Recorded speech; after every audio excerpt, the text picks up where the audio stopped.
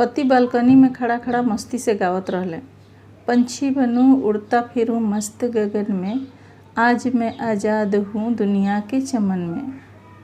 तभी रसोई में से बीवी की आवाज़ आई, घर में ही उड़ी सामने वाली मैके गइल बिया।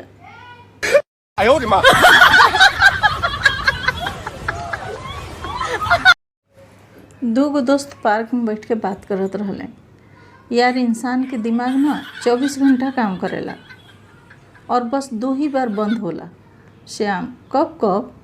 राम, पहला एग्जाम के समय में और दूसरा बीवी पसंद करे के समय में।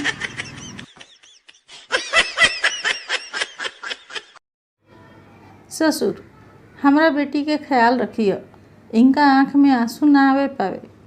लड़का, ठीक बा, प्याज हम काट देम, पर बर्तन इनकरे धोवे के पड़ी।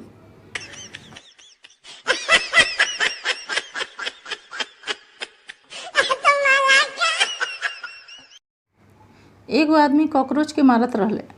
मरे से पहले कॉकरोच वो आदमी से आखिरी बार बोलस, मार द डरपोक हमरा के, तू हमरा से यही से चिढ़ेला काहे कि तहार बीवी हमरा से डरेली, तहरा से ना।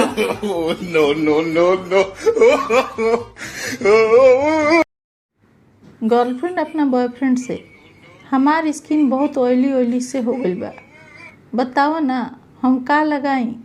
बॉयफ्रेंड, ई लबीम बार ई पूरा चिकनाई हटा दी। फिर बॉयफ्रेंड के जोरदार कुटाई।